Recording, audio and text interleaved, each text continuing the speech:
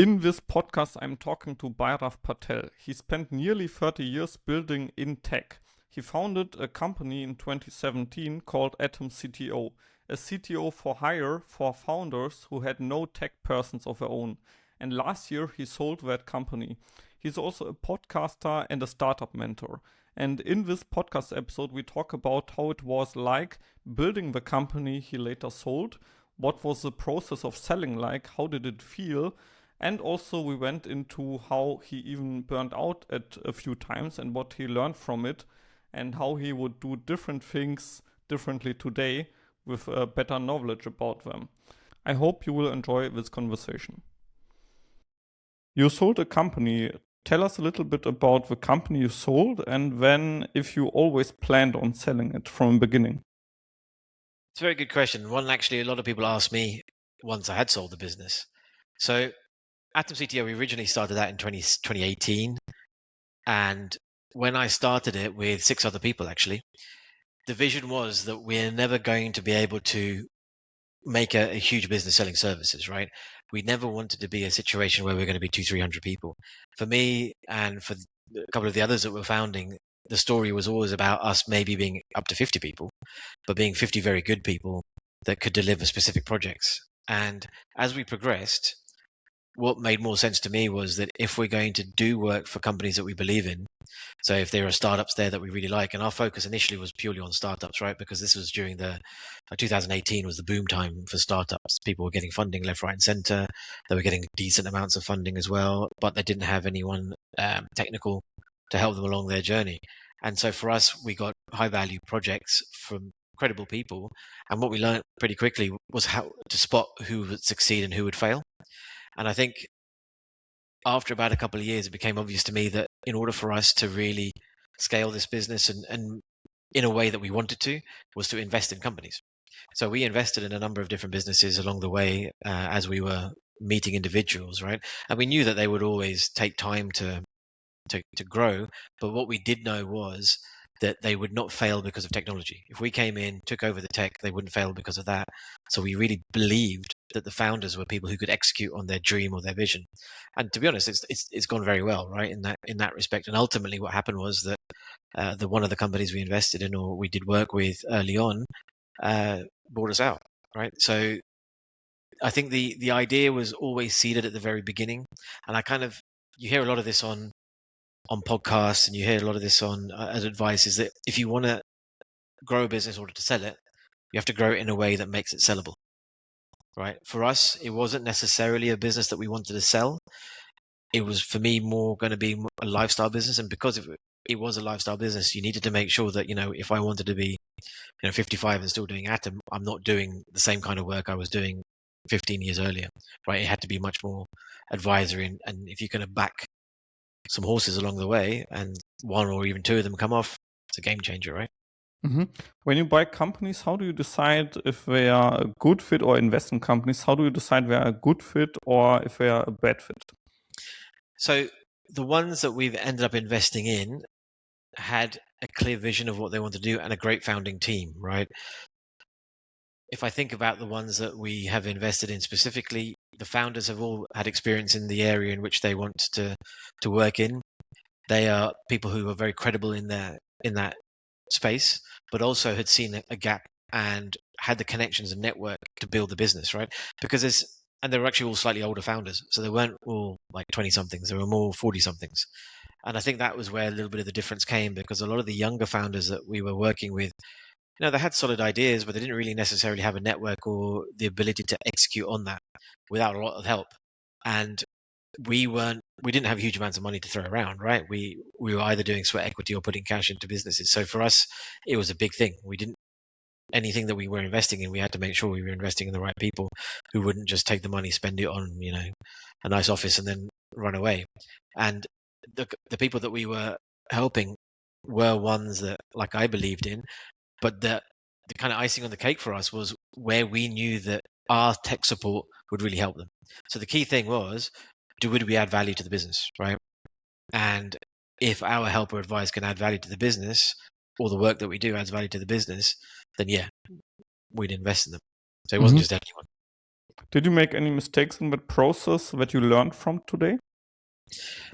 I think we made some mistakes in the sense that, let's say, a couple of the companies that we would have invested in, we probably didn't realize how much money they need actually, and so it wasn't the fact that we paid in a lot more money; it was the fact that that they actually needed a lot more runway to succeed. And none of them had done badly. I'm not saying that, but it just took a lot longer, and so there was always a constant raise, right, going on.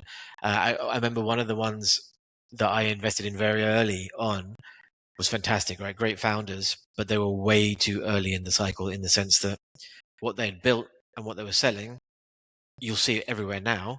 But 6 years ago, it was people were like, well, what is this? No one wants this, right? Timing It's a is bit like everything. timing's massive. So, but thankfully, one of those founders has gone on and I've reinvested in the new thing that they've built because again, I believe in what they do. They learn a lot through that process as well, which is kind of good. I think other mistakes, I mean, not necessarily mistakes, but it's all kind of, they're all judgment errors, right? Everything that you're doing is just a judgment. I don't think there's any, I'm not going to be, I don't want to sound arrogant and say there's no bad judgment. I think where we did go wrong were in a couple of ones where we not necessarily, like, we were a bit fooled by the founders, right?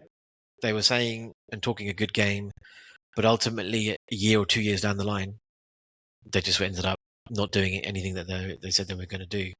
But then in those ones, we didn't really lose out too much. We didn't put a huge punt on them. Yeah, sadly, there's always some black sheep with things like this. It's tough, right? Because the problem you've got is you don't know how people react under pressure, right?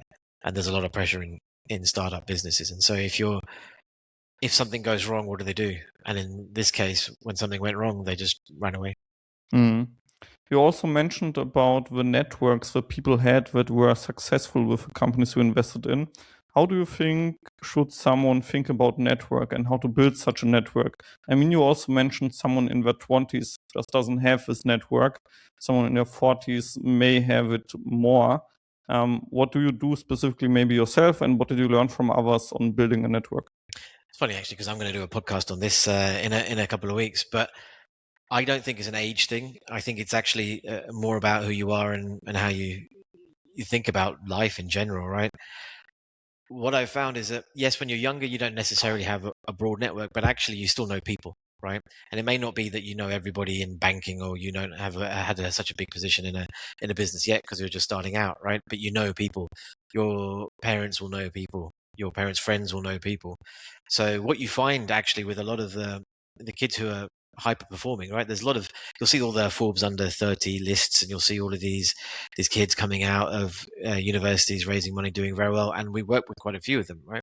What they'll have done is that they'll leveraged either their uni or they'll leverage their professors or they've leveraged their family or they've just gone out, right? And they've gone out and talked to people, and through talking to people they've made those connections. And I think that's the thing, is people don't realize that it's easy to talk to people and it's easy to make connections. I mean, not everyone's going to be helping you, right? But just being friendly enough and going out there and talking to people will ultimately just organically help you build your network. Now, the conversation I was going to have in my own podcast is about people who are in their 40s, right? Because you get a lot of people who are older who've worked in large organizations who come out of those thinking, I can be a fractional whatever, CFO, COO, CTO. And even with Atom, we had obviously a network of fractional CTOs, and they'd have worked in a fairly large organization, but weirdly, they hadn't built a network up because they'd been ingrained in one large business for 10, 15 Sure. years, right? And they hadn't really thought about anything else. So they had a network, but that network wasn't a very helpful one because everyone else was working in big business, right? And actually, you need to build a much wider network. Sure. Also, it's funny how we met actually. I mean, we met in Croatia inside a bar, and I heard you were talking about something around business with your colleague at that time. And then I just jumped in and asked you guys where you're from, and that's how we met. And now, here after 3 years, we are inside this podcast together. Yeah, definitely. I mean, I'm always the one to talk to people and always friendly. And I think that's the key, right? You always just need to make sure that treat people like you want to be treated and make sure you take the opportunity to talk and learn and ask a little bit about people, right? I don't know about you, Kris, but no one has ever said no to a podcast because everyone likes talking about themselves. For right? sure. People always pretend, oh no, I don't want to do it. I don't want to do it. I'm nervous with getting online, but actually after 5 minutes of talking, can't make them stop, right? For sure. Also, it's, I think, the courage to be curious when you meet people and ask questions and dig deeper that actually builds a connection in the end. It's not just saying hello sometimes, it's actually wanting to connect, do stuff together, investing the time, and maybe even risking spending time on someone that will not be a good connection later on, and it's totally fine. I mean, that's just how the world works. And in the world of business, right, the one thing that I think people don't necessarily pay enough attention to is that you're always just planting seeds. So I remember the days in Atom, when, let's say in 2023, 2024, where people were reaching out to me that I met in 2018. And by that time, I'd met thousands more people, completely forgotten that person. But I remember the event, and they said, "Oh, I met you at this event. We talked about it. Now we're ready." And I'm like, wow, that's like 5 years later. But you never know, right? Any conversation can lead to something.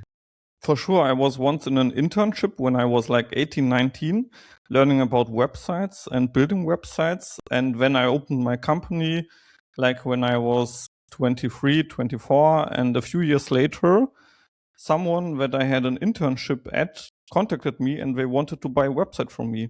It's so crazy how people you connect with can even help you get business or connect with someone else, stuff like that. Yeah, 100%. Yeah. You also said and mentioned that you would like to keep the company when you started it, you want to keep it small, more like 50 people instead of 300 people. Why is that? People, right? Managing people is hard and it's time consuming, and a lot of it's probably one of the biggest causes of burnout for most people, right? Because unless you've got a very, very good way of hiring and in keeping the culture together, it just gets messy after you hit a certain size. I mean, we grew, I think, at the most to about 30, and that was okay. You could still see that it was problematic. The biggest issue is not necessarily the business in itself, is the fact that not many people are good at managing people, right? So once you hit a certain size and you need to have a certain structure, you need to be able to recruit those people that are good at managing others. And actually, that's not easy, because there's a lot of people get promoted because of the fact that they're good at a job but aren't necessarily good at managing people. And that's where the problems really lie, right? Is that you can have a well-oiled team that's working, probably the highest performer you look to promote, and that the whole thing falls apart after that. And I've seen that time and time again. So for me, the issue is always that, I love the guys that I work with, but they weren't all people persons, right? They weren't the kind of guys that wanted to lead teams of 10, 15 people. So then you'd have to bring them in and hire them.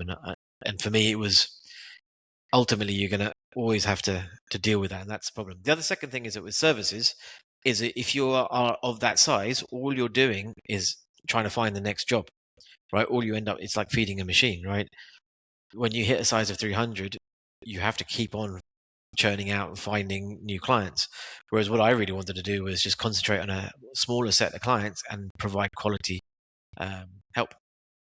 For sure. In general, you also seem very busy and you mentioned burnout. How do you take care of not burning out? Again, there's another podcast I've done in the past. You don't, right? I mean, I burnt out 2 or 3 times easily in the past, Crazy.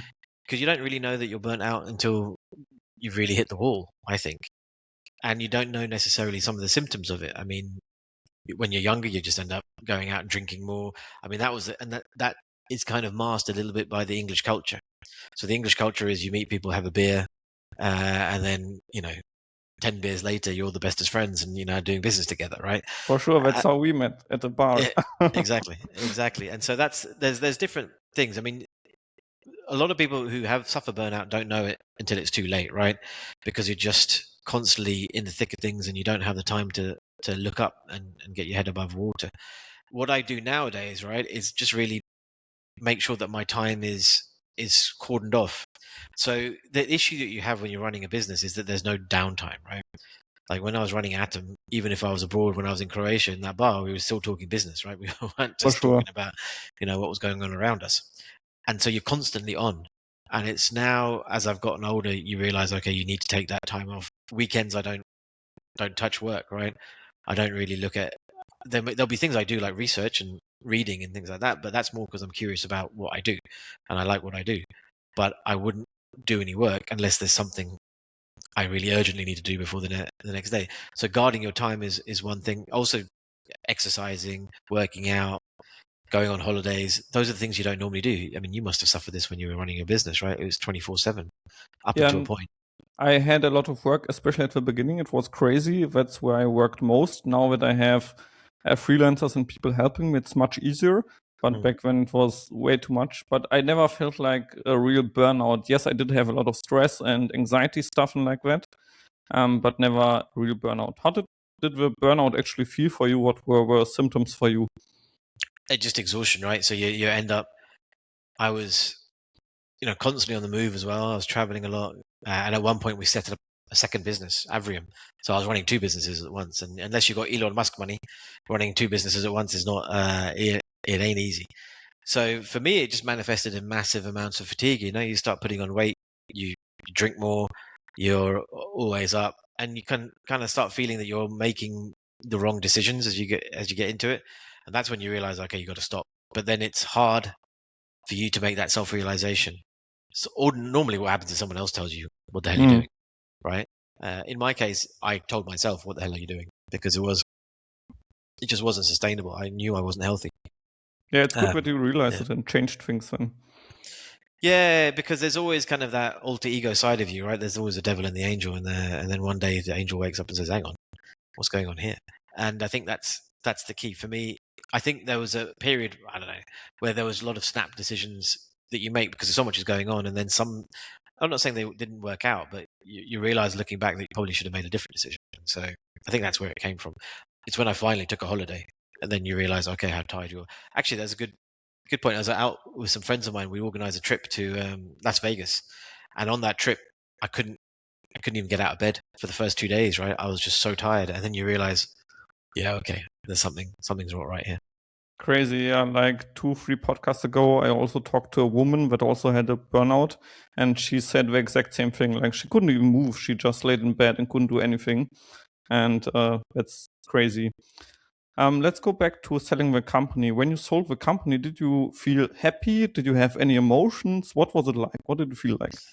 It's funny because you know that you kind of when people talk about exits, you always get this kind of glamorous bit where suddenly the cheerleaders are coming out and the fireworks going off, and you've sold your business, and then you buy your yacht, and then you sit and do nothing for the rest of your life. It's not really like that. The whole experience is it's very tiring, right? Because you have to. I was quite good when it comes to some of the admin stuff, right? One thing that it's as I said before, if you're going to sell the business, you've got to gear it up and organize it in a way for it to be sold. So this is even down to basic stuff like knowing where things like in the UK, you've got articles of association, right? Where your shareholders agreements, where are all these documents? And I was quite good in filing them all. So when ultimately they wanted to do the due diligence, everything existed and it was very, very simple.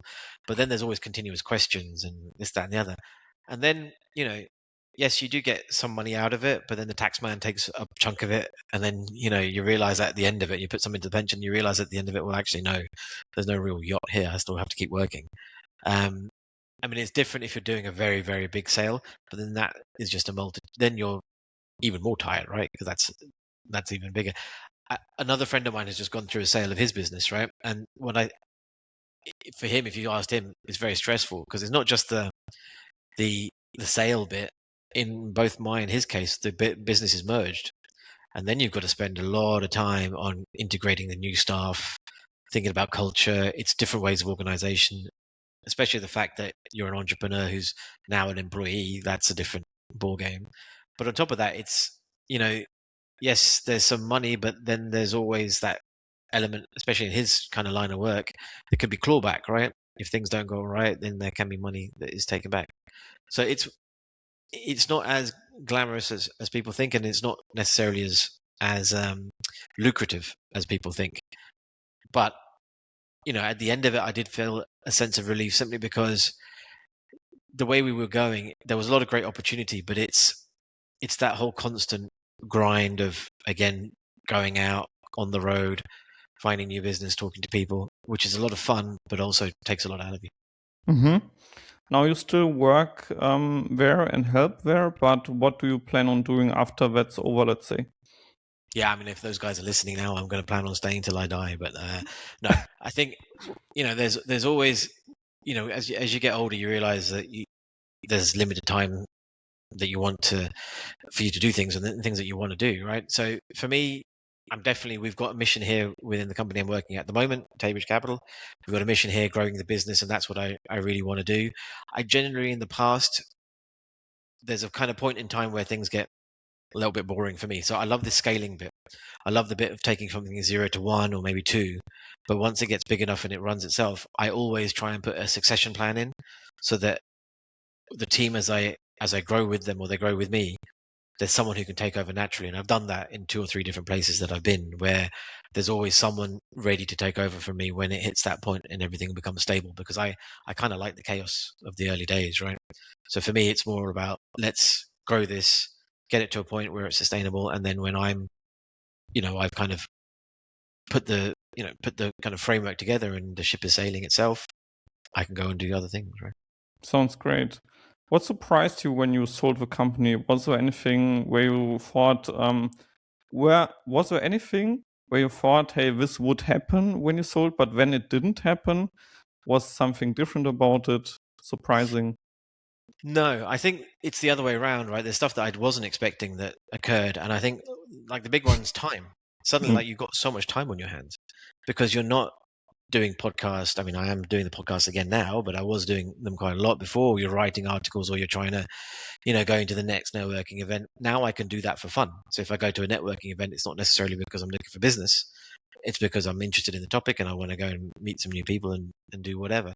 So the big thing for me was like realizing that actually I'm not going to get a phone call on the weekend, right? People aren't, at 5 o'clock, people are, well, I say 5 o'clock, but like 6 o'clock, people are actually leaving work and they're not thinking about work afterwards. Whereas because we were in a kind of service industry with Atom, you could get calls at any time of the week, right? And especially with entrepreneurs, they're always on. So they're always constantly sending, oh, I thought about this idea, or what about this? And so you're just never off. Whereas here now, I was talking to a friend of mine earlier, we could actually arrange a game of golf one day. And I'm like, wow, I could go on a weekend and play golf. It's amazing. Yeah, that's amazing. Totally. Yeah. What made it even possible to sell a company to begin with? Like, what did you have to set up to be able to sell it? It's, again, like we never really set it up to be sold. We always thought there were 2 kind of strategies. Like I said, one was where you looking to invest in businesses, right? But kind of what went in parallel with that was if any of those businesses grew, they would be wanting to look at Atom as either taking a chunk of it to stabilize their own business or maybe even to buy it out. So there was that in the back of the head. I think it really depends on the type of company you're in. For us, it made sense simply because, if you're a business is growing and need a tech team, then there's a tech team that's sitting there has been working with you for many years. So why not buy them? I was in conversations with other companies that were looking to do similar things, and actually there were other businesses who were very similar to Atom. I was talking to people about, could we merge and actually create something a little bit bigger that has a bigger balance sheet that can then do then be bought off by like a bigger firm, right? Like a bigger private equity or a bigger consulting business. Those were conversations. And for that, you really just need to then make sure that for a services business that you've got good size companies, that there's a clear margin, there's room for growth, that it's stable, blah, blah, blah. Now with the ups and downs that we've had recently, AI, COVID, etc., that's not so easy in this day and age. And you can see it with like Accenture, IBM, Deloitte, everyone's laying off people at the moment, right? Because services are hard, especially in this new day and age. So I think the timing was right. But I think in general, if you're looking to sell, like I said, you have to have the paperwork, the business operationally needs to be set up for it. But also you need to think of what the buyer is looking for. So if you are thinking of building a business to sell, you've got to figure out who it is you'd want to sell to and then figure out why they would buy you and make it look that attractive, right? Don't just sit there and think someone's going to come and buy me because I'm amazing at what I do, because there's about 15 other companies doing the same thing as you, right? It's very rare that we have business doing something totally unique.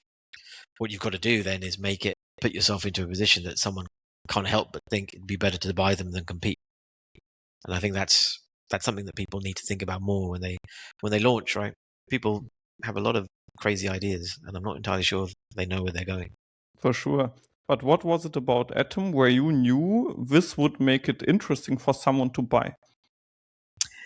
The investment, because ultimately, if we were going to be attractive to someone, what would they be attracted to, right? They can't be attracted, like, it's not the people, right? Because yes, they could be interested in buying me, but then why not give me a job, right?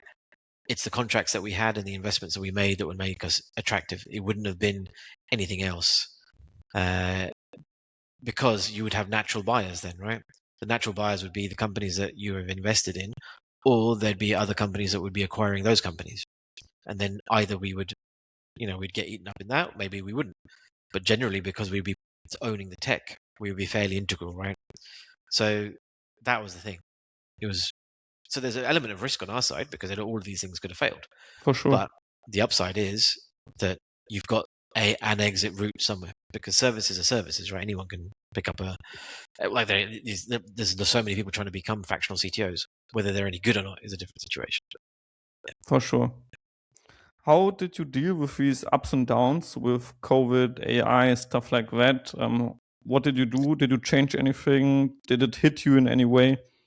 Yeah, we were very lucky during COVID. COVID was one of the weird ones in that out of our client base, 90% of those clients actually did better during COVID. So a couple of them pivoted. One launched just before COVID and had a whole kind of essentially bringing people together type model. And the problem with that is COVID, you can't bring people together, right? But they managed to pivot quite quickly to being online. A couple of the others that we were working with were in the finance space. So actually, COVID was very good because you had companies that weren't able to access finance so easily. And if the companies that we were working for were able to provide them good services, then that was good for us. And a lot of it was digitizing certain areas that became more important, like through construction or whatever, because of COVID, because people couldn't hand in paper to people or couldn't physically meet.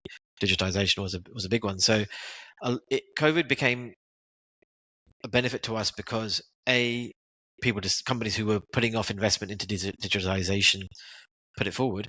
But B, which was probably the bigger one for us, was that people realized you could work with remote teams or virtual teams. The biggest issue I had pre-COVID was that people would want me in their office, and I'd be like, well, why do you need me to be in front of you? Because I can't, like, if I'm in London or I was in Croatia or wherever I was, I can't suddenly be in your office, and I can't be in 3 different offices around the world, right? And so it didn't make sense. But COVID allowed people to start thinking, oh, okay, I don't need to have someone sitting directly in front of me, right? That was good. AI was more tricky, I think. I mean, we'd done a fair bit of work in AI with one of our partner businesses. I think AI, if we were to set up Atom now, we wouldn't be in the early stage space, right? We were doing a lot early on, MVPs, etc., etc. Now that's become easy enough with Lovable, Cursor, etc. We wouldn't do that. We would be now more into the space of helping small businesses adopt AI, helping businesses that have built on AI actually make those businesses more robust, etc., etc. But I think it's the time when we started Atom was good for investment, and there was money flying around. Now there's not so much money flying around, and AI would be eating our lunch. But we would pivot. We would pivot to something different. For sure. Interesting. How is it now with the AI stuff? I mean, within our work, there's a lot of different areas that I'm looking to use AI. It's an interesting one because, a lot of the CTOs in my network are AI specialists, right? And they've been working with AI for 20, 30 years. So it's not something that is new to them. Some of them are lecturing at University of Edinburgh, other universities around the globe. So it's a space that we know well through the machine learning, computer vision, that kind of stuff. So that's stuff that we've been doing. Now the agentic, the world of agents is actually very, very interesting. But you still have the same issues you've always had with implementing AI, and that is knowing where your data is, what quality is at, is it consistent, is it actually robust? And I think that's where things are becoming much more important, where it's always been important, but now everyone has so much data and is all flying around all over the place. You need really to make sure and get a handle on it. So part of what I'm doing internally here is looking at all of that and making sure that when we implement solutions, we're implementing the right things, because it's easy to kind of just go out there, hand licenses to everybody and get them to do stuff, but that's quite chaotic, and you need to make sure that you're doing this in a very regimented way, and also you're getting the ROI, right? Return on investment. You shouldn't just be investing money without knowing where the returns are coming from. For And a sure. lot of people are doing that with AI. Definitely. It's also funny how you mentioned how some people are already 20 years into AI. I remember when I was like 14, it's 15 years ago, I watched a YouTube video about an AI where the AI played Super Mario World and it completed the whole levels all by itself. They had to do like, to build the network, they had to do like, I don't know, millions of runs. But at the end, it was able to play the game fully without any problems. So, and it's already like 15 years ago. And even before that, they already started work on AI.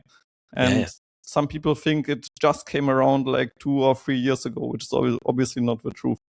It's the best kept secret for the last 50 years. It's really because of hardware, right? Hardware has now been able to, is cheap enough to build and is not widely available. That's what's made the massive difference. For sure.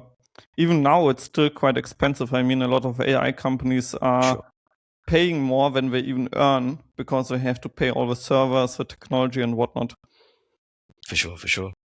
You also talked about processes to make the company run smoothly. What kind of processes do you have to implement there? What are you thinking about there? And how do you work on it?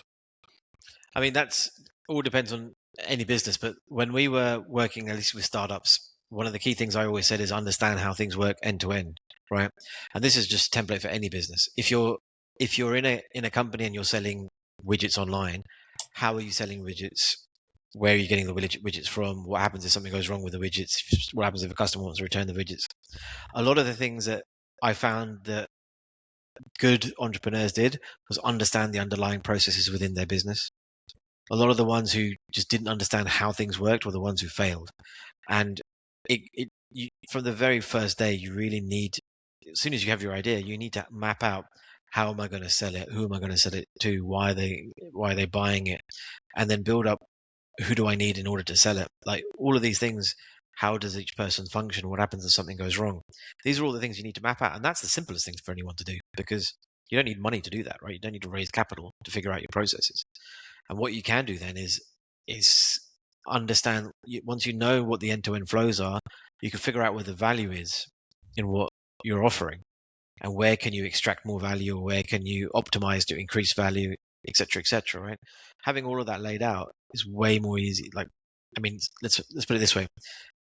At a basic level, let's say when you're merging the business, right, you need to have new processes to say, okay, everyone's worked in a certain way before. Now there's a different set of people. We need to work in a different way to align with what the strategy is, right? What's the goal that we're trying to achieve? What processes can we put in place to make sure we achieve that goal?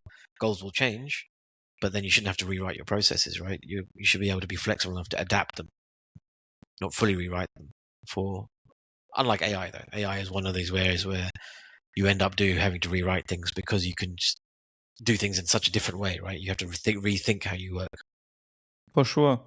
When you build these processes, is there anything where you fully automate it using automation tools or even AI? Or do you hire people for that? How do you go about this? Again, it depends. I mean, I'm working with a guy at the moment and I'm just mentoring him, advising him. And what he does is full of automation, builds automation tools for small businesses. And in a sense, what he's doing makes sense for small one-man band type businesses, right? Who can't just be doing lots of different things. If they need to kind of automate posts that they're posting out or have a whole CRM funnel, you can automate a lot of that, right? Without having too much thought because it's inbound communication, automatically send out an email to someone to say, yes, we've got it. Can we set up a call? Here's a calendar, blah, blah, blah. The low level stuff makes a lot of sense. It's when you get into more complex pieces, which require multiple people and multiple departments. That's when much more thought needs to get put into it. And what I have always said to businesses is that don't automate too early. Right. And again, this is something that's come out with a lot of the conversations I've had with CTOs and some of the podcasts I've done, is that people try to kind of rush too quickly to automate everything when they don't really understand what the process does and how it works. And the problem that you have then is that you end up spending a lot of money rewriting everything.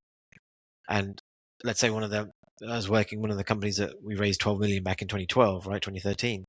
First thing I said to everyone that was hired, I said, look, we've built a tech system, but I'm not going to make any changes to it for 6 months because you need to tell me after 6 months, where are you spending your time? Where can I save money? Because you'll have worked out all of the kinks in the current system, but also you'll get feedback from customers and your own third parties that you're using and figure out where the bottlenecks are. And then that's when we can start solving and improving and making real impacts. Interesting. I also just remembered something I saw about Elon Musk once, where he actually used robots for a process to automate it fully. And then after some time, he actually realized the robots didn't do it as well. They cost much more, and he went back to humans and hired humans to do it again. It's crazy. Yeah. Yeah. And that's the thing. A lot of people, that's a mistake people make, right? People make the mistake thinking that they've automated something, so that must be good. But actually, not necessarily so. Sometimes it's worse, and sometimes it's better if humans do things, because maybe if you, for example, talk to a client a little bit more because it's a human, you will get more trust, you will maybe get more recommendations, you will get more new clients. Who knows? It's true. And humans are sneaky people, right? We're not always honest, or we won't always tell you what we really want. And another human being needs to infer or make conclusions, right? Whereas if you tell an agent one is one, then one is one, right? For But if sure. yeah, Yeah, that can be the tricky part when you want to have a good answer, but the agent will never be able to give a good answer since he cannot see the emotions or how the person is talking, how the tonality is, and whatnot. exactly. In the process of building Atom and also selling it, is there anything that you would do differently today? Yeah, I mean, over 8 years, what ended up happening was a number of like the founders just melted away, right? And you do it because people get married or people have different priorities or whatever it Sure. is that they want to do, right? And I think probably, I was very good at the very beginning to make sure the paperwork was done because I was always of the opinion that you're all friends today, but in 3 years' time, are you all friends? So as long as the paperwork was done, and that was good, that was smooth. But when you initially build the business around a certain vision and then some of the people leave, then you've got to change the vision. And I know I tried to do that and in many ways was successful. The problem is a lot of people can't be brought on that journey, and you maybe need to make bigger changes earlier on than I anticipated or wanted to do. Because you've got certain loyalties and things like that are there. But looking back, I would have been a bit more ruthless early on, in the way that if people had, when they'd left, just I would have completely reconfigured everything and just changed it all and shifted the strategy slightly, to be more aggressive on some of the investments and doing more of them, right? Because I think that would have helped. So I think you've got to have a shared end goal for sure. And if people stop sharing it, either you've got to decide on what that end goal is going to be, and reshape it, or you just move off and move on your own, or just take what you've got and take it off on yourself and your own. So it's an interesting one. I think that's the biggest lesson I learned is if I was to start this again, I would just start this on my own for now, leverage the network I have, and then bring in people as I wanted to, but not as necessarily as partners. Bring them on as employees rather than people who would have the full share. For sure. That's also what I noticed, that some people, they would have actually done perfectly fine by themselves, but they're afraid of starting by themselves. So they get people to start it at the same time, and they do, I don't know, 50-50 deals or 25-25, 25-25. And then at the end, someone doesn't do what they thought they would do, and then they are extremely unhappy. And they could have just employed the person as well, like done their own thing, employed him. 100%. And this is why, again, go back to the point of saying that you need to do your paperwork early, right? Because today you're friends, but tomorrow you may not be. And then what For happens sure. in that case? And so you need to have those bad leaver, good leaver clauses in. I mean, there is thankfully, all bar one of the people I work with was a good leaver. But then even that sometimes leaves a bad taste in the other people's eyes, because what happens is that people get a really weird sense of the accomplishment. Like, I had no issues with it, but if people call you up and say, I need to leave because I'm getting married and going doing other things, fine, I'm happy with that. You took us to this point in the business. That's great. All hands to you, go off and do things. But then there's some resentment for other people left over that are still running the business. And in 3 years later, they're saying, well, why does this guy still have a portion of the business when they're not doing anything? Sure. But they forget the fact is that we wouldn't be at the level we're at without that person being involved in the first place. So I have no problems giving them a piece of the success further down the line, because without them, there wouldn't have been that success. Hmm. And that's where people's mindsets become a bit funny, right? Where they decide, well, why should he get something? Yeah, totally understand. But I think your view on it is definitely the better one for people, because obviously they contributed until that point and it helped you even keep on growing. Yeah, and if you played the cards right, I mean, it's a bigger pie that you're creating, right? So if someone, yeah, okay, I can understand if all you get is £100 and someone's taking £50 out of it, but sorry, £20 out of it. But if you're getting in £1,000,000 and someone's taking, and you're still getting your millions of pounds back, then what's the problem? Yeah, that person can have whatever they want, right? They deserve it. For sure. When you were getting clients for Atom, how were you able to get the clients in the first place? Was it marketing? Was it network? Was it cold acquisition, calling people? How did you do it? Network. So I mean, I was quite lucky in the sense that I had left another startup, and I was actually working in Bangkok at the time, and I was getting calls from other people who had left the startup previously. So there was one startup. I ended up then moving to Bangkok, working for another one. And while I was in Bangkok, other people were calling me saying, "Look, we want to start a new business. Can you come and help?" And obviously they didn't want to bring me on full time because it's too expensive and I didn't have the cash. But I was quite happy to come and work part time. And then because of that, I was quite lucky to have 2 or 3 clients already when I started Atom. So it wasn't like we were starting from zero. There was zero in the bank account, and obviously everyone else was getting paid, and I was taking a little bit less just to make sure we can build up some bank balance, some cash flow. But it all then went through that networking, and because I was moving back to the UK, so there's a bit of a nuance in there, because I left the UK in '99 and I came back in 2017, 2018. So that meant I was 20 odd years away without having a network in the UK. So then moving back to the UK, I had to rebuild my entire network. So the first 6 months, 12 months, I was going to every single event, meeting as many people as you could meet, and trying to build up, understanding what's good, what's not good. And I spent a lot of time trying to build partnerships as well. So the key thing for me was that I, as one person in the UK, am not going to be able to try and get that. There's only so much I can do, and we didn't have a budget for marketing, or we didn't have necessarily a budget for social media, because it wasn't what it was. 2018, social media wasn't what it is now, right? It's more Facebook marketing back then. And so because the startup scene was different and there were a lot more events, I ended up going to a lot more of those, meeting people that way. But again, those connections don't pay off until 6 months, 12 months, 18 months down the line. So I was quite fortunate that word of mouth, people knew me, they wanted to work with me. So I got leads that way. Funnily enough, some people ended up Googling me towards the end, but I would say 90% of all the work that we got was through networks and me going out there. And then because I had an international network, that also helped. I was getting, clients from abroad outside of the UK as well. Interesting. What motivated you in the first place to push and do all the networking inside these 6 months? You were, as I understand, extremely behind it. Yeah, so there was nothing else you could do, right? I remember that the reason I started my podcast back in 2018, 2017, actually, when I started it, was because people was back in those days, you had to write a blog, right? And you have to write an article every week. And I was like, I can't be writing an article every week. But what I can do is talk to interesting people. I've got enough of a network that I can do that. And so that's how it started, right? So then I was launching the podcast, doing that as a bit of content production and going out to my friends trying to spread the news. And the only other way I could get clients in was just by physically meeting people. And you got to remember, pre-COVID, everyone wanted to meet you in person. No one wanted to do, there was no Zoom meetings back in 2018, 2019, right?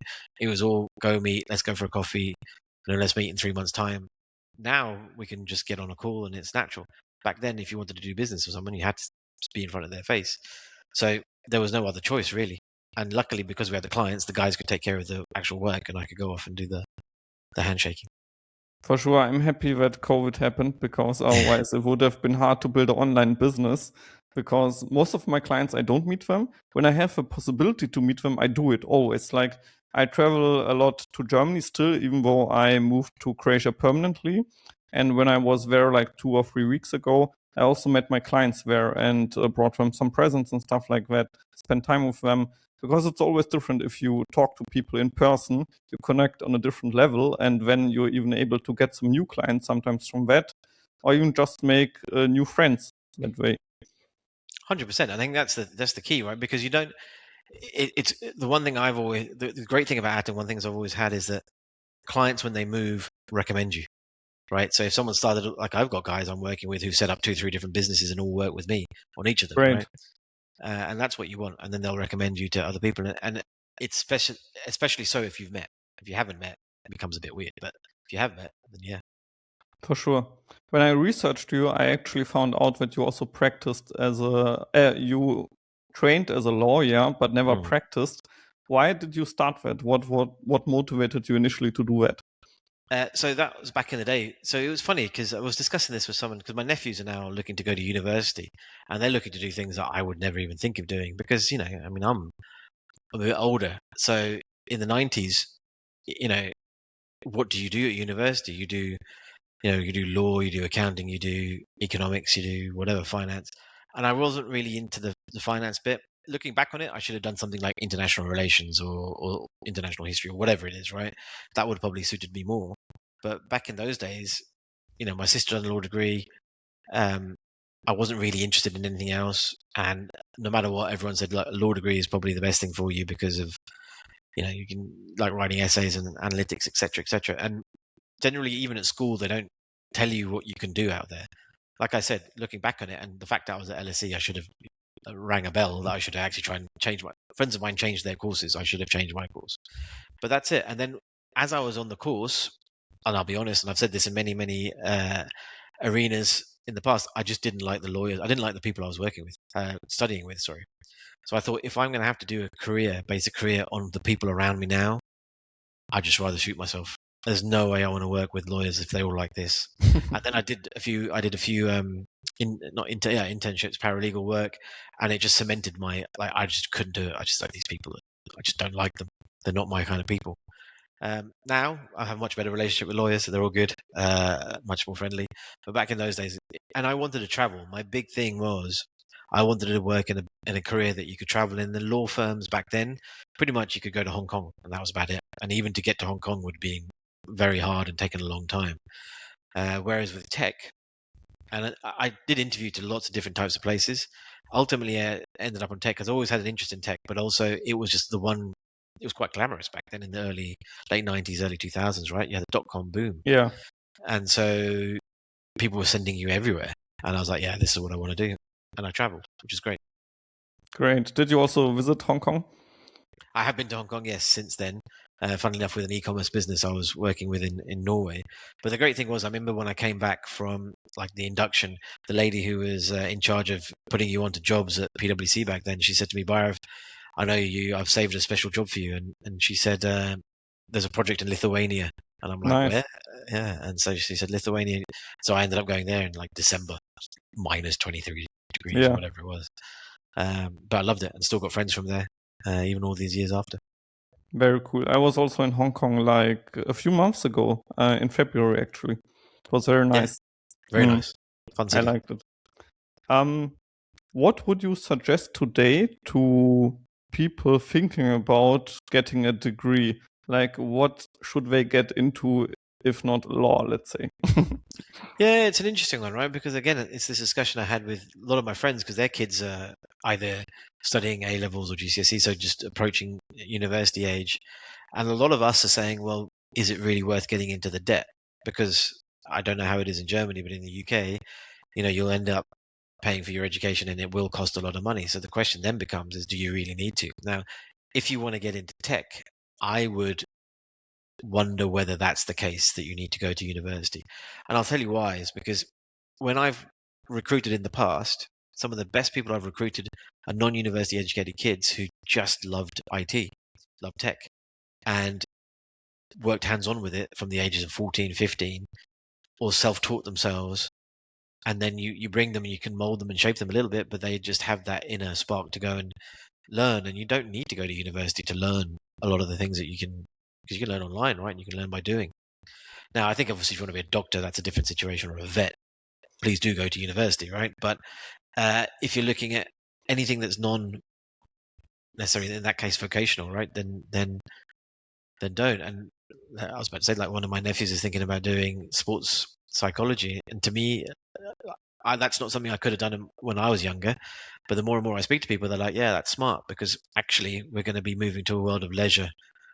For We'll have sure. more time on our hands, right? I mean, hopefully we move that Star Trek utopia where, we don't need money or anything like that. But it'll be more about your own self, I think, as we get older. I mean, if you're going to study anything, it should be STEM, I think, right? In this day and age, if you can do mathematics, science, it's great. Then we have to fix the problems that AI is causing. So psychology is probably another good one to do, and psychiatry. But I think unless you really feel the burning desire to go and study, or just go and get into work as soon as possible, that's what I'd For say. sure. Hard though for the kids, right? Because there's not so many jobs. Yeah, it's crazy nowadays, I guess. It's also a lot of indecision because you have so many options. You could do anything, and then you don't want to decide on anything. I think the thing is, right, what I find quite interesting is the AI boom can help two sets of people, right? It can help the youngsters who want to try and learn and do new things and experiment early, because you can do that at a low cost. And you may not have domain knowledge, but you've got time and you've got the energy to go and to try and learn and play around with your ideas. And it'll help the people more in my age sector who've got more domain knowledge, but not necessarily the tech skills. And AI can help you build, at least just realize ideas that you can then go off and execute. And the older generation who aren't necessarily going to be tech savvy, but can use AI assisted things to get themselves more enabled. So I think there's room for it, right? And there's like a lot of people say that, oh my God, jobs are going to go away. But as one of the CTOs on the network says, he goes, it's like when we adopted power tools, right? When we were building houses with our hands for centuries, and you could build one house, every 9-12 months it might take you to build a house, right? You buy, someone invents power tools, you can now build a house much quicker. It doesn't mean that you build fewer houses, you end up building more houses. So more employment, right? There's more things that, and then there's, because you're building more houses, there's more supply chain effect. People need to have more materials. There's more workers, so you need more cafes, you need more restaurants, you need more gyms, you need more everything. So there's that room there, if it's implemented correctly, for us to actually get more out of it than less. For sure, even if like AI would take all the jobs, somehow there would still have to be some money that needs to flow everywhere. So something will happen anyway where you will be able to live a lifestyle you're interested in, I guess. 100%, yeah. Are you scared or excited about AI? Definitely excited. I'm not saying there isn't some things to fear. I mean, the way you get into the realm of fear is when quantum suddenly becomes affordable, right? Mm, And if we all have quantum machines sitting on our desks, then that becomes frightening, simply because human beings are odd, strange people, right? for sure. And that's where you put the power of something like that in someone's hands who's a bit more fanatical, then you've got all sorts of problems awaiting. But I think actually there's a lot of opportunity for people who just cut through the fear. I don't know if you're aware of it, but there's like a whole subreddit of Better Offline. There's even a podcast now, Better Offline, and he really just goes after AI, and some of it's constructive, some of it is just fear mongering, some of it is a bit mad. But yes, there is a hype, and I think you've got to look at where the money is with anything in life. If there's someone trying to sell you something, figure out where the money is and where it's coming from. OpenAI need to tell you that it's going to be the next best thing, because they need billions and billions of dollars to keep For running their sure. stuff, right? So yes, they're going to tell you that there's going to be jobs. Also, a lot of the Silicon Valley types aren't really living in the real world, right? So they're not necessarily understanding how things are. If you look at the work that we did at Atom, even 2-3 years ago, we were still talking about digital transformation, and digital transformation was something that people talked about in the late 90s, right? Oh yeah, everything's going to be digitized. It's 2026 and you're still doing paper tax returns, right? It's still a thing. Yeah, it's still there. So no matter how much AI moves and how quickly it moves, people are still in the way of getting things done efficiently, right? And unless you remove the people and robots take over, it ain't. It's going to be a slow transition. I don't think it's going to be a 2-year, 3-year transition, right? Because we've been talking about it for the last 4 or 5 years that it's all going to happen in 4 or 5 years' time, right? And it still hasn't gone there. There's definitely issues with jobs. 100% agree, but we've got to spend the time retooling, right? So I think there's a lot of opportunity. I think the other thing that what does scare me is the fact that people rely too much on AI in a way that with a lot of misunderstanding. I mean, it's non-deterministic, right? So you ask the same question twice, you're going to get different answers. For sure. People use it a lot to self-diagnose. They use it a lot to, self-therapy. You've got people talking about AI chatbot lovers. This is where it gets a bit scary because the human mind is easy or quick to, anthropomologize. You're actually starting bringing human characteristics into the AI, and so that's where things get scary, right? I think that's where we start to become a little bit unhinged, where we start thinking that AI is our friend. Yeah, for sure. There were even studies around how people talk to AI around psychology stuff, as you said, and it made them actually like psychotic because they went into a completely new world about thinking of themselves. So there's definitely even a very unhealthy way of using AI for some people. 100%. And I think that's the thing, is that it's the guardrails. Like, we have already the problem of misinformation online. We already have the problem of people believing what they want to believe, and people going into their own cocoon, right? Their own little tunnels. And that's just only going to get worse. And so I think this is where we've got to be a little bit careful, because you can see it in people's brains. We always, back in the 90s, 80s, we talked about the MTV generation, where everything had to be 4 minutes long. Now your TikTok generation, which everything has to be 30 minutes, 30 seconds long, right? So we're retraining our brains in ways that I have no clue how that will end up. Yeah, I mean, the craziest thing that happened to me was once I started thinking in prompts. Like, I was not thinking anymore, just thinking through something, but how I would prompt it to the AI. And that's where I noticed, oh, this is going a little bit too far and I need to take a back pedal with this one. So it's interesting you say that. One of the CTOs, and I did a podcast with him recently, he's written a book. It's like prompt engineering the mind. So essentially you prompt engineer an LLM, why not your mind? Which I find an interesting concept. I think, again, it goes back to your point. It can be a little bit dangerous, right? If you start thinking in those, because we're trying to make AI into our brains. So why do we want to make our brains into AI? It doesn't make any sense, right? Yeah, it was definitely a scary realization. When I realized that, I immediately stopped using it for unnecessary things. Like, I still use it, obviously, but I was thinking a bit too much about how to prompt things to AI instead of thinking through it myself. So that was a funny realization. Back to the exit thing, what is something people get wrong about exits? Like, what do they think of exits? We talked about how you also said they think it will be such a glamorous event and then all the balloons will go off and whatnot. Is there anything else that people get wrong around exits? Yeah, exits aren't always exits, right? I was speaking to another friend of mine. She just recently sold her business, and she had 2-3 years of golden handcuffs. So you may have sold the business, but doesn't mean that you're actually exited out of that business. You may have to stick around, and then you're in the situation where the new people who come in most likely won't have the same ethos or way of thinking that you do. And so you're stuck in a place where you don't own the business, you can't get out of the business, but you can't influence the business. And again, it's very often this is the case, right? It's not often that people get out cleanly with huge amounts of money that they can then walk away and do something else. That's not that often, compared to mostly what ends up happening is your company gets bought and merged into another business or run by another, like a PE firm. And that becomes a very, very different situation, and you're stuck. You're stuck in a place where you can't do anything for a couple of years, and most likely you'll have a non-compete, which means that you can't go back in and restart that same business, right? Yeah, what are some reasons from people you know why they sell their business or why they even want to go there to sell their business? A lot of people will have that in the mindset from the beginning, right? They won't have that long term. They want to actually run it as a what would you call it, a lifestyle business, right? Most of the times it's opportunity. It comes up, someone offers you something, then you realize, okay, why not? After 2-3 years work, why not take some cash out? Because generally you're thinking at that point in time that, yes, it's a lot of work. I don't really want to carry on doing this sort of work, because people don't always get paid. I mean, for many years in Atom, I didn't really take proper wage.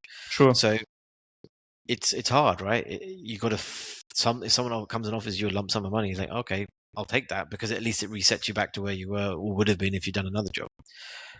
So that temptation is there. Other times it's just you're forced to sell because you might have made some mistakes, or you might have been in a bad situation from things like COVID, or national insurance increases, or whatever it is, like wage increases, etc., and it's the right opportunity to get out.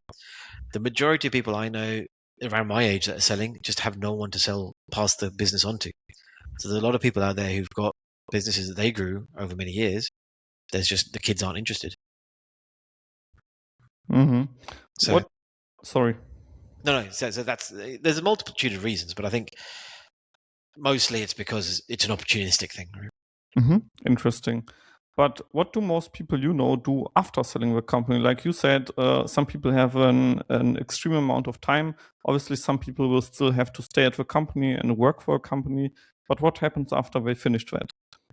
Again, it depends on how you've exited, right? So the recent friends I know who've sold, they've had to stay on board and end up working through. Others who I know who've sold for quite some significant sums of money, they basically have just taken some time off and now they do things like angel investing or buy properties and do their property investments. Most people I know who have been been an entrepreneur and managed to exit will invariably set up another one. So a lot of people I know have got they've done it 2 or 3 times, right? And each time they kind of refine their journey. They learn a lot from the previous one, so then they take it on board and learn the lessons from that and start up something new. And what's interesting is that it's not necessarily that they set up something new in the same sector. Some people are just doing completely randomly different things, right? They just find an idea that they like. So a lot of it depends on how you've exited, but I don't know anyone who's stood still. Like there's pretty much no one, maybe one person I know who's now just skiing, right? That's all they do, and finding different parts of the world to ski in. But I think they'll get bored pretty soon Sure, and I think want so to do too. something else. What did you learn from other people that sold companies? What did they tell you, even if they sold multiple companies, let's say? That's an interesting question, that, because over the years I've met a lot of people in lots of different industries doing different things. Some who've sold, some who haven't. I think the one thing that I guess it's not necessarily advice. I don't think there's been any kind of consistent advice that any of them have given. I think it's just the personality, right? There's a certain thing inside certain types of people where they just can't sit still, and it's not something for them to be able to do the same thing every day over and over again. They need to do something new or push some boundaries somewhere, or they have new ideas. There's actually an interesting friend of mine in Norway who's probably done about 5 different businesses. His recent new business is selling glove and ski boot warmers. So boot warmers, and so Interesting. he lives in Norway, right? And so there's a lot of snow, so you need to kind of everything's damp. And that was out of the blue completely. Like I'm talking to him against Bhairav, I've done this thing, and I'm like, what do you know about that? Like, what do you know about designing this physical product? And then what do you know? So he knows nothing about any of it, but just went off and said, this is the Great. idea. I'm going off and done it. And he's made a very big success out of it. Again, leveraging the contacts and the people that he knew in the background. So I think that's the key trait, is that none of them ever stood still. They've all been very tired. I mean, I can tell you that after the sale, it's a big set of relief and just tiredness. And generally, most people take it easy for a while, right? But because it's just so life consuming, right? These things. But once they've got their energy back, they're off doing the next thing. Mhm. Do you think like things outside of the business suffer from that, like Oh yeah, family, health, stuff like that? massively so. I think you can easily see it. This is where you need to have the conversation very early on with your family as to what you're doing, because a lot of times people haven't had those conversations and haven't brought their wives or significant others on the journey with them, and that's created a lot of conflict. There's a guy that I know, a friend of mine, who he's a virtual CFO, so a fractional CFO. And one of the first things he does with people who are looking to set up a small business or have a small business and he needs to advise them is he gets the family around the table. So he'll go and meet the wife and the husband or whoever started the business plus their significant other, right? And have that initial conversation with them both. Because he says, like, because it's very true. Your business your business finance is your personal finance, right? You can't, if you're a small business owner, you can't separate the two. If you're running a business, any money or anything that comes from that is essentially what's paying for your life. And if your significant other doesn't understand that or understand what the risks are, then you have all sorts of problems. And I've had people I know who've hidden, bad things from their significant other because they've got a lifestyle, and then that causes all sorts of other friction and panic because they realize they can't pay school fees or they can't pay this, and then that causes other problems. And it's true what they say, that one bad decision begets a lot of other bad decisions, right? So I've seen people, get divorced, not talk to their kids, which is the big one, right?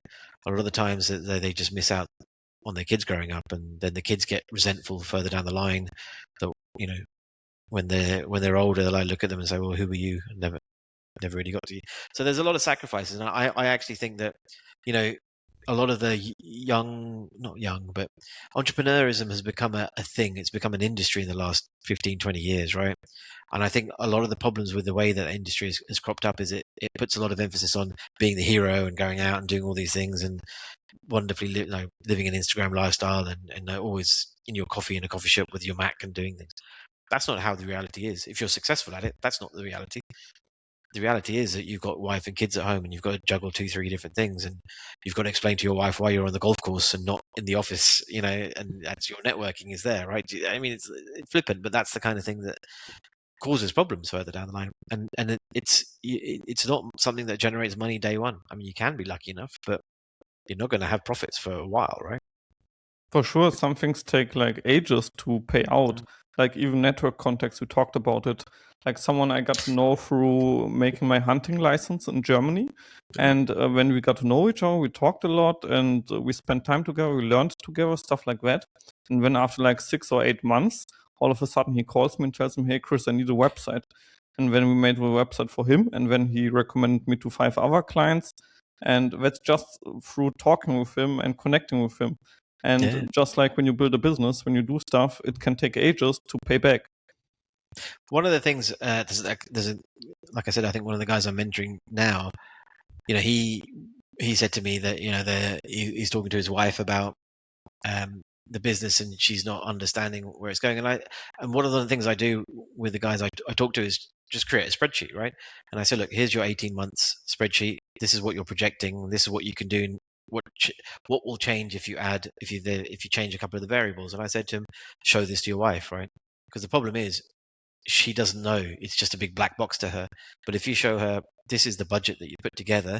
This is all if I did these 2 things, the money could increase by Y, then she'll get that sense of why you need to be away an extra day or whatever it is, right? And then you bring the people on the journey because there's a story behind it. And that's what people want. They want that story, right? For sure. It's also very important how you mentioned that the life influences the business. That's also what I noticed, how my personal life, my personal mindset and everything around business actually affects my business. Since I'm still a small company, I don't have, let's say, 50 employees that will do everything for me. And when everything where I am in some other headspace or having some issues in my personal life, it reflects directly on the output I also have on my business. Yeah, for sure. Because there's only one of so as a friend of mine, Alan Clark, says, you've got 3 things, right? You've got time, energy, and resources. And you can only, essentially money, right?